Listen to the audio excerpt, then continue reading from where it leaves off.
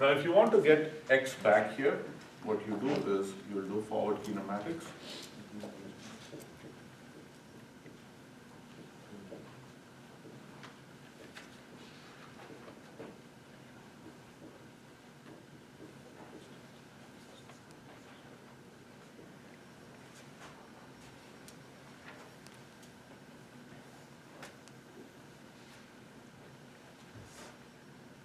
This is theta actual, and this is theta d.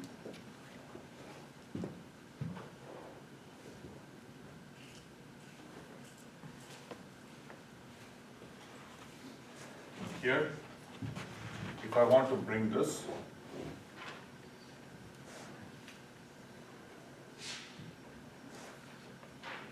this will be minus, here, this will be plus, this has to be q d dot. Okay, so what do I have to, if my output here is x dot, what should be here? Or, let me ask this question also, what should be here? What is this block and what is this block? Derivative of forward kinematics or inverse. What is the derivative of forward? How do you find forward velocity or inverse velocity? How do you find forward or inverse velocity?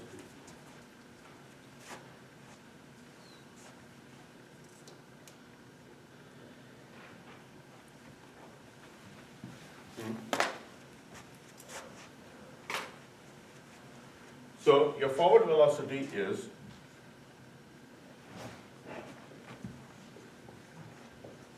right, using your Jacobian. Alright? So this will be, if you use your Jacobian, you'll get your forward velocity. Your inverse velocity is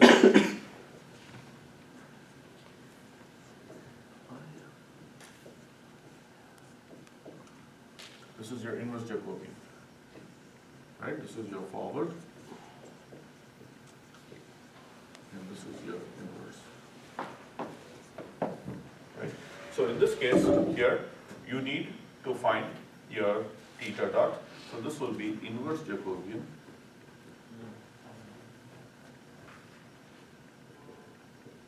Okay, which is, you want to find theta d. Theta d will be equal to j of theta minus times x dot. Okay, here you'll have forward Jacobian.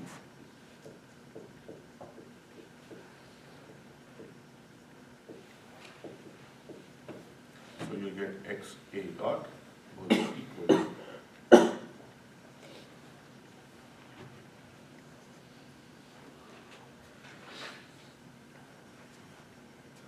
because it requires theta a, you can, this has to be taken into consideration, obviously, otherwise you can't compute. Same thing here, because it requires theta, you'll have to take the output of this here anyways.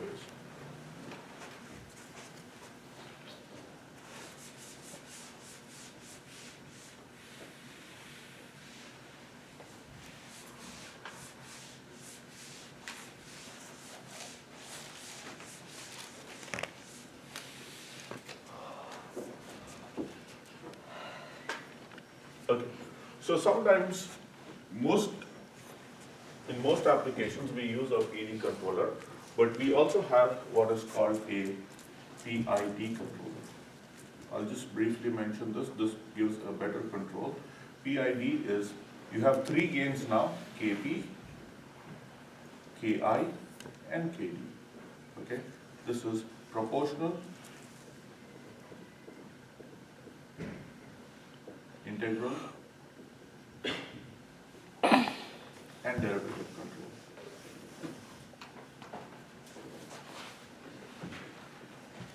Okay, so in the previous case, in this case, we had, when you have a PD controller, let's say you have a PD controller, for a PD controller,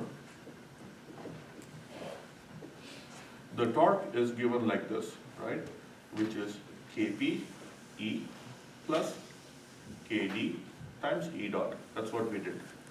So this is nothing but Kp times E plus KD times dE by dt, which is E dot. This is the derivative part.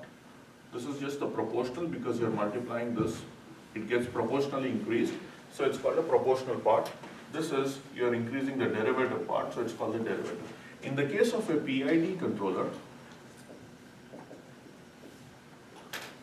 what we do is we add one more term to this, so PE plus the integral control will be Ki, which is the integral gain, times the integral of error.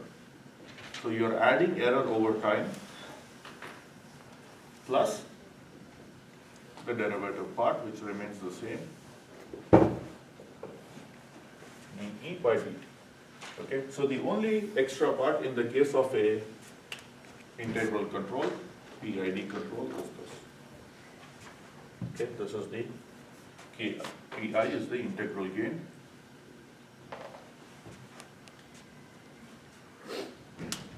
Okay. Usually we use PD controller, but in some applications, to have a very smooth control, it's good to have a PID controller. Wait. Huh? You erase so fast.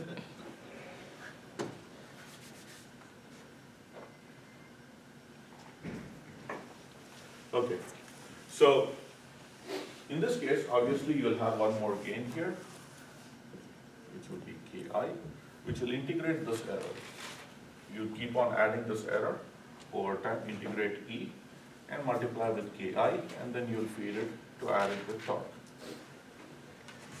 Okay, so that is a PID controller.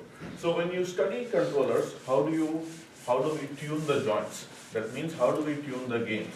You have three gains, and the performance of the manipulator will depend on these three gains.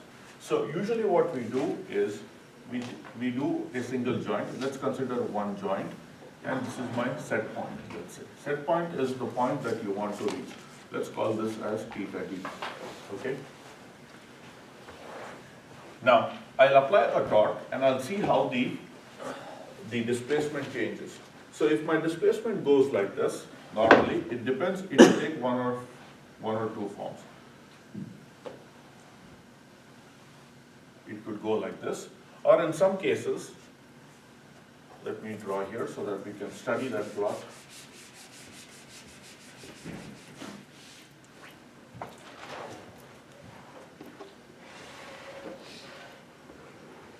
This is my set point. Okay, I apply a joint torque or force, and I'll see how sometimes it will just oscillate like that. Sometimes what it will do is it will go like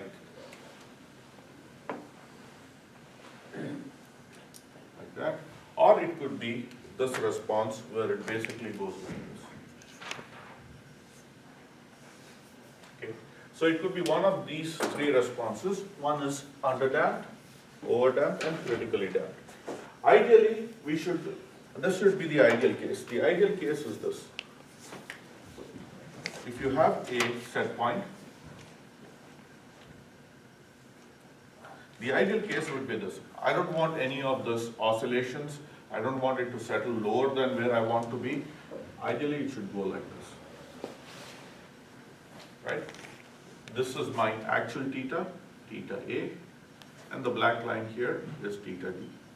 So the actual should meet the desired as fast as possible. It should just rise like this, and it should settle at the desired value. This is the ideal case. But it never happens. Based on how you tune these three values, you will have one of these three responses. So this part here, this is called the overshoot.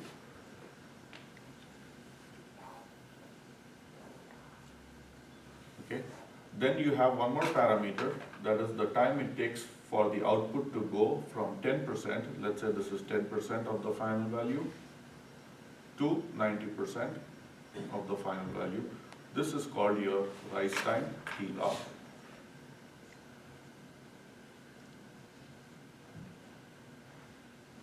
Okay. Then you have the difference between this value here and this value is called ESS, which is your steady state error.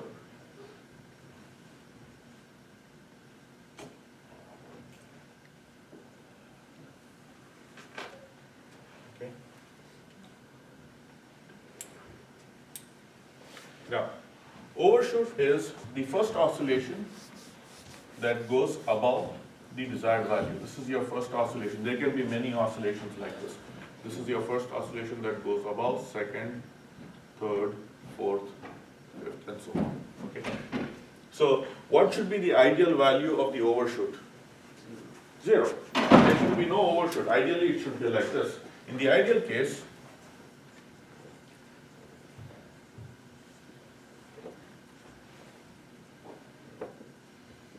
over should be approximately 0. An acceptable value, okay, an acceptable or a good value for this is over should be less than equal to 1%. Okay, 1% of the desired value. So it cannot shoot over more than 1%. So if this is 100, it can go to 101 or so on. But it cannot shoot, if it shoots higher, then you have to tune the controller gains properly. Okay. Let's talk about ESS. What about steady state error? What should be the ideal value for steady state error? 0. Right? Again, ESS should be approximately 0. Okay. Here, typically, it's okay to have around 2% for a steady state error difference. But a robust controller will again have less than 1%. Okay. A good controller, a robust controller will have like this. How about rise time? TR. What should be the ideal value of rise time? High or low? Low. If it's low, that means it moves very fast to the output. It jumps very fast, right? So in this case, this should be as low as possible.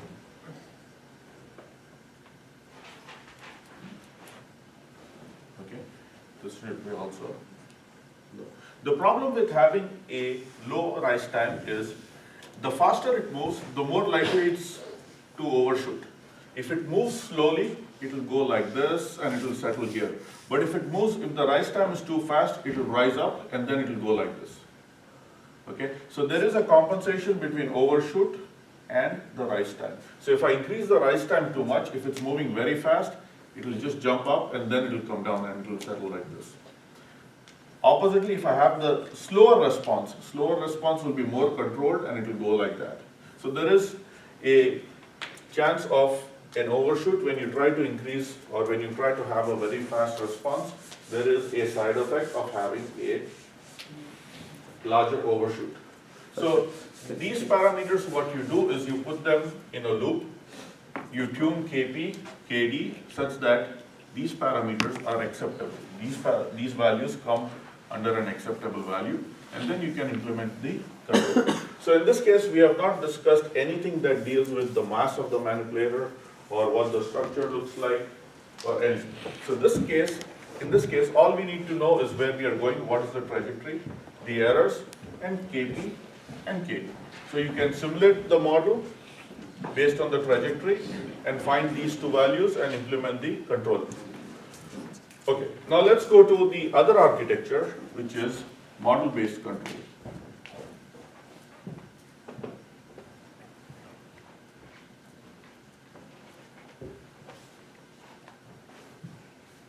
Okay, it's also called the computed torque control.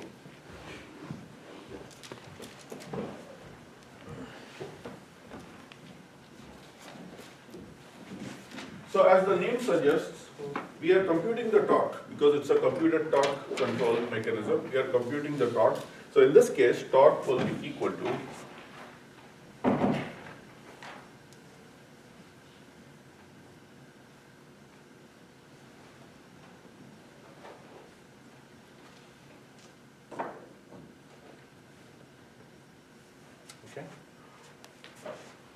torque is equal to this. What is this? M is the inertia of the manipulator, inertia matrix.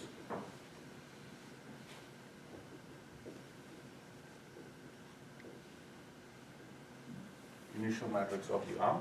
V is the centripetal force, centrifugal force,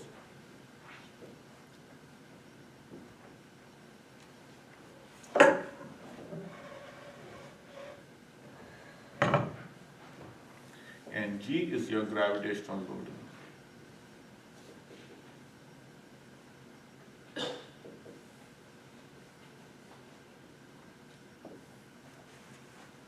Okay, so this is, you need to know all these parameters. You need to know what is the mass, what is the gravitational loading, that means how is the manipulator connected. Sometimes we can have a manipulator like this, which is connected to ground, which is more typical, right? Sometimes in assembly lines, the manipulator can be, if you have a pick and place, the manipulator can be hanging from the ceiling like this, from the roof. And it will pick up stuff and it will place it somewhere. So in this case, the gravity is acting in this direction, and here it's completely opposite. So you have to, based on how the manipulator is connected, the gravitational loading will change. In this case, it works like this. In this case, it acts in a different way. So in this case, if you're trying to move, it will help. But if you're trying to move up, it will oppose it. So in this case, once you know this, you can compensate for it within the calculation of the torque. So this will be a gravitational part. This is due to forces when the joint moves, you have centrifugal forces, and this is the inertia matrix of the manipulator. Obviously, as in the previous case, this can be force or torque based on what type of a joint it is. You can also add friction, which is F, to this frictional force.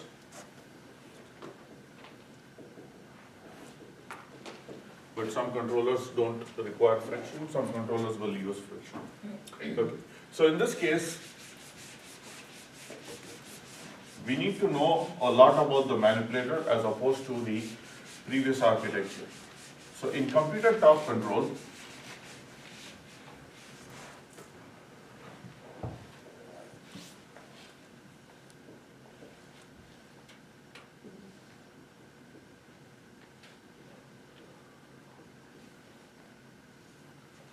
computer torque control, all model parameters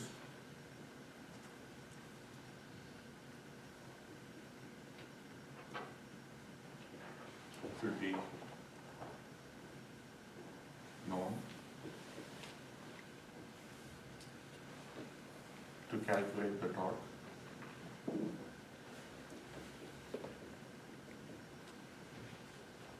Slash force. Okay, so we should know all the model parameters to calculate the torque or the force. Secondly, this gives better control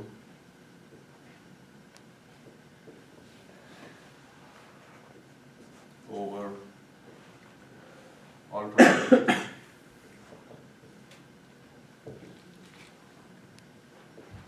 and velocities.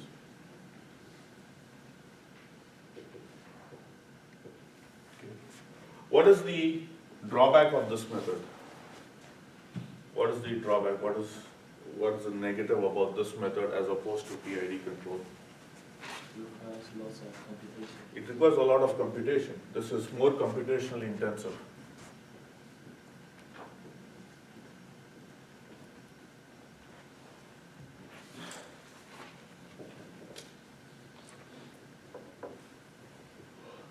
And harder to implement.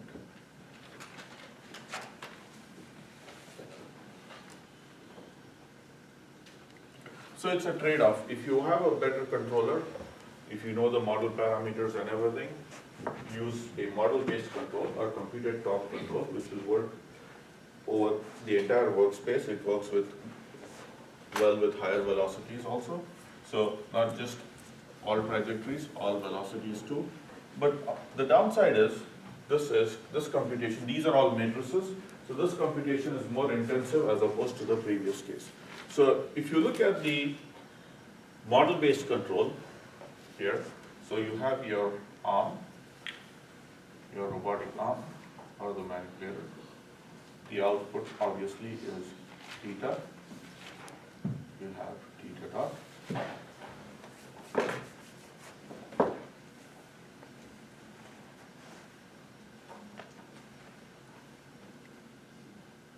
This will be the torque pulling on.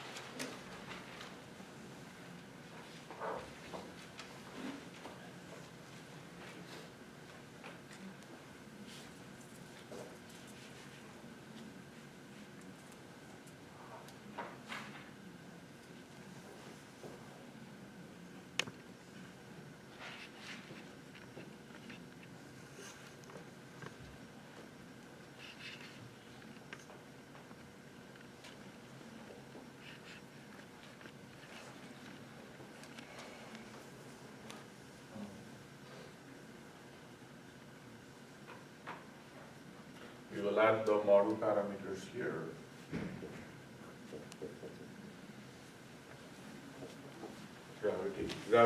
Gravitational loading is based only on the position, so I'll just write it as g of theta. So we can feed these two here.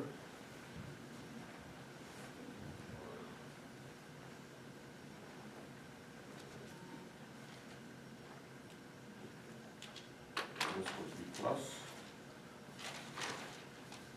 This will be plus. This is Q dot. Q dot is here.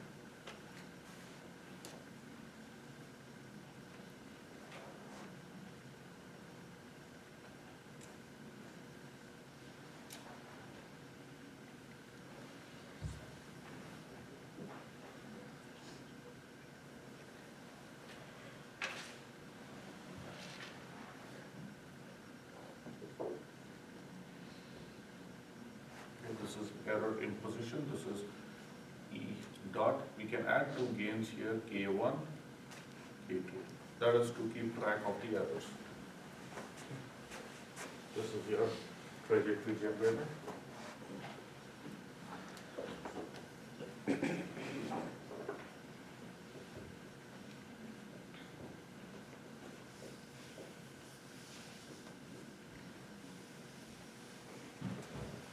So this gives a much smoother performance because you have all the model parameters known. If you want to add a frictional force, you can also add here. Okay, this is friction.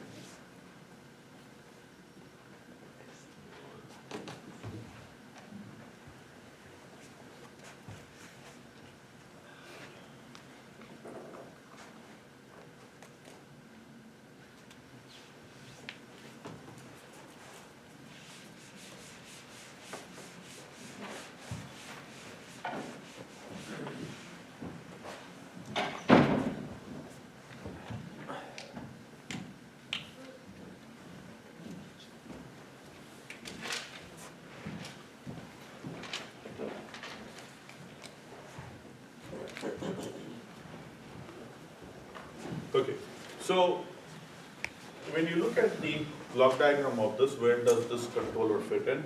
You have our manipulator. Okay, how do I get this theta and theta dot? What gives me theta and theta dot from the arm? How do I get this feedback control? This is a pure feedback, right? I'm getting a feedback. What gives me this feedback? What is on the robot that will give me this feedback? That will tell me the instantaneous position, the actual positions A. Huh? Inverse kinematics. No, that will give me X. Kinematics is relation between theta and X. It has nothing to do. I'm saying, how do I read theta from the robot, right? I need to know, only then I know whether it's reaching where I want to go or it's going somewhere else. How do I know that? What gives me theta? Huh? So every motor has an encoder on it. Okay, an encoder will give you a feedback of the position. So how many degrees it has moved. So you read the encoder position. So let's say I apply, you have a motor like this. So you have bearings, and then you have a torque. When I apply a torque to this, let's say I'm applying a torque like this, right? There are sensors that will give me a reading of how much this has rotated. Okay, so this theta is feedback, this theta or displacement, theta, let's call this as theta dot, is feedback from the motor's encoder. Okay. From the encoder, you can read how much the displacement has changed. And if I differentiate that by time, I can get the velocity. So in this time, it moved so much, so I know what is the rate of change of displacement or the angular velocity. In the case of a linear joint, obviously it will be a linear displacement. Once again, some form of a sensor will give you a feedback. So this is completely, this part, what you read from here is sensor feedback.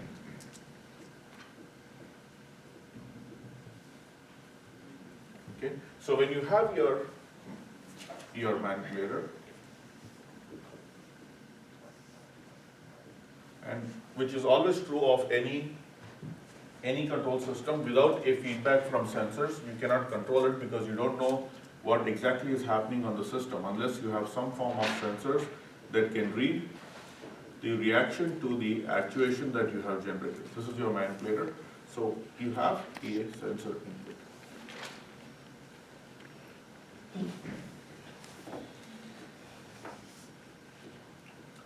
In this case, the sensors can be internal to the manipulator or they can be an external sensors. Then you have a controller.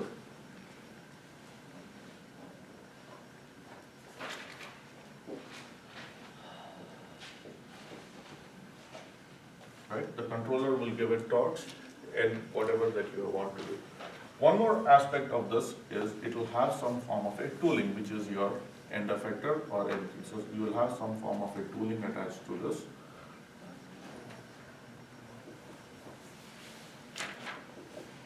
Or we'll call it an end effector. So let's say you are doing welding or painting or spray painting. So this thing is what is attached to the gripper. So I'll write it as tooling, end effector, or gripper. Okay. This could be one of the three things that you attach to the end of the manipulator. Here you will have your trajectory generation.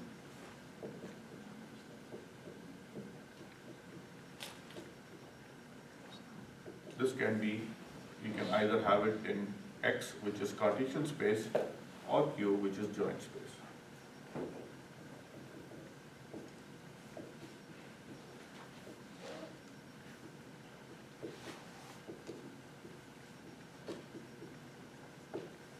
Okay, you can either move this. Sometimes what you have is, you don't have a trajectory generator, you can have a teach pendant. What is a teach pendant?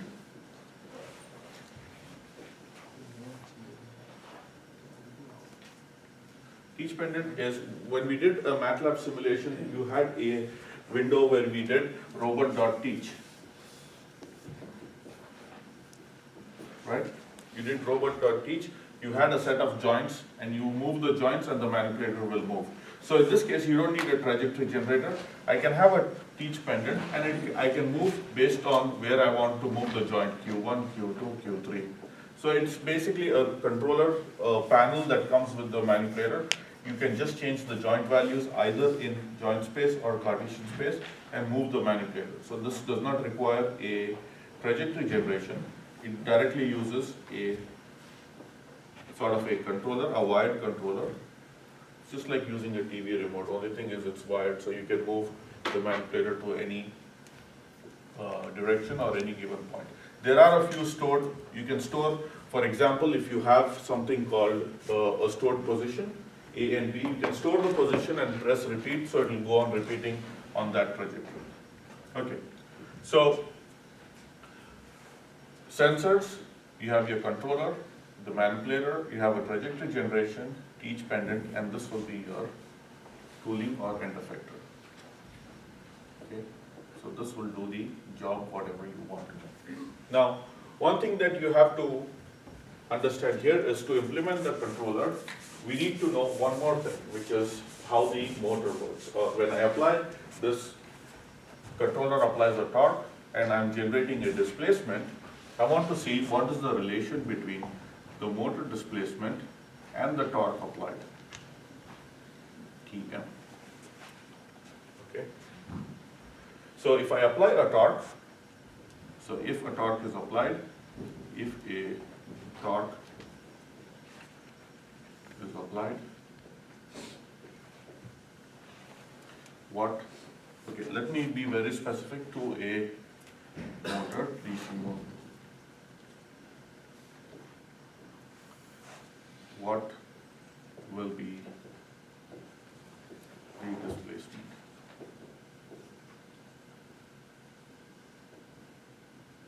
Theta m. Okay. So I want you to find out a transfer function. Find the transfer function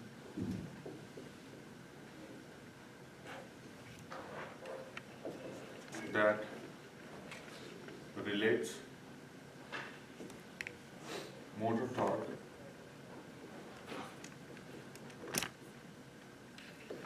to angular displacement.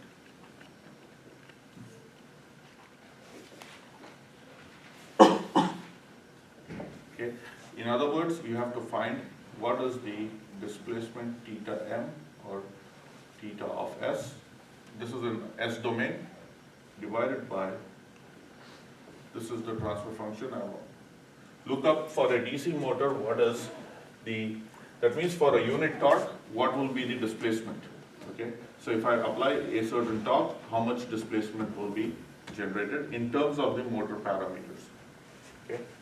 So let's take this as an assignment. So this is for a DC motor. All right. If you know this, then you'll be able to generate proper torques. Okay. So this is under model-based control.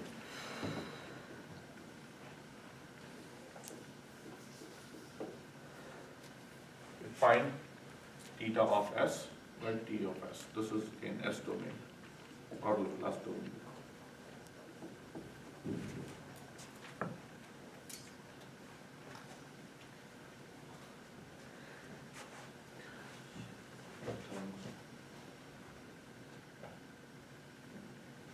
All right. So I think we'll do this, and then what we'll do is we have 3D printed manipulators. So we'll do an Arduino experiment where we will have a trajectory, and you will have 3 or 2 motors that you will program to just move the manipulator over that given trajectory. So in the next class, or hopefully the class after that, we will do this Arduino experiment where you will have a planar manipulator.